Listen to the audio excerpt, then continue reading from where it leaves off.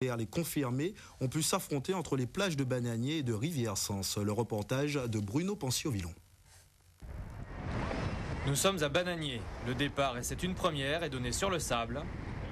Les Ocean Racers s'élancent à bord de leur bateau de 6,20 m de long. Et le premier à entamer un parcours calme et peu glissant est déjà un certain Franck Fifis.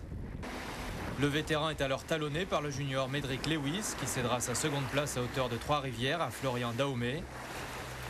Derrière, à l'image de Loris Bianco, on essaie de garder le rythme imposé par les hommes de tête. La moindre vague doit être surfée. Plus en avant, Olivier Tanton, le conseiller technique de la discipline, refait une partie de son retard en longeant la côte, alors que les premiers mettent une nouvelle fois pied à terre. Nous sommes à Grand'Anse et à ce moment de la course, c'est Florian Daumé qui mène les débats.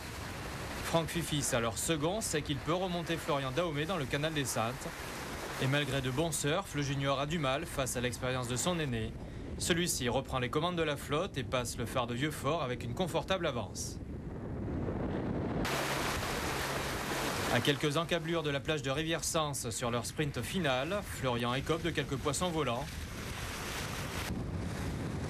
Franck accélère encore, laissant tous ses poursuivants loin dans son sillage.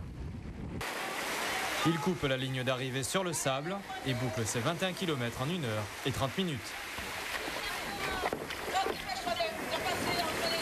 On essaie de faire des courses qui correspondent au format international avec des arrivées de plage et des départs de plage. Donc on avait fait le choix de faire un petit portage sur la plage de Grand'Anse. Je pense que c'est pas mal, ça met un petit point technique en plus sur le parcours. Et puis ça fait monter un peu le cœur de tout le monde de courir sur la plage. Et je pense que c'est bien pour se préparer pour la saison 2010. Je pense que je vais pouvoir bien m'améliorer et surtout que cette année c'est très important pour moi. Parce que j'ai des objectifs là en mars, il faut que je puisse aller aux sélections pour pouvoir peut-être partir en championnat du monde. Les conditions n'étaient pas super, la mer était assez plate, il n'y avait pas de vagues donc c'était plutôt faire glisser le bateau et voilà. Le beaching et la sortie de plage qui est également un élément technique intéressant pour les gamins, donc c'est une bonne initiative du club du CNBT qui nous a encore organisé une belle petite course, c'était super. Le premier minime de cette première journée est Howard Coyer et la première fille, la cadette Lisa Gras.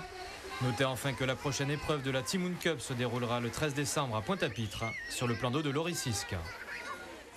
Le Guadeloupe Festival se poursuit. Certes, les artistes depuis plusieurs jours se produisent un peu partout dans le département. Hier soir,